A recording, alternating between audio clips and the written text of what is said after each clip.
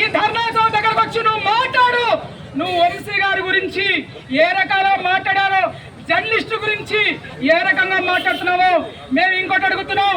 అంటే సాక్షి మీడియా ఈ రోజు ఇంత జరుగుతున్నా కూడా సాక్షి మీడియా రాలంటే వాళ్ళు జర్నలిస్టులు కాదు, వాళ్ళు విభచారాన్ని చేసే మీడియాని ఇప్పుడు నేను స్వయంగా చెప్తున్నాను. ఎందుకంటే ఇన్ని ఛానళ్ళు వచ్చినాయి, ఇన్ని జర్నలిస్టులు మరి పత్రికలు వచ్చినాయి, ఇంతమంది వచ్చినా కూడా సాక్షి వాళ్ళు రాలేదు అంటే మీరు అర్థం చేసుకోండి.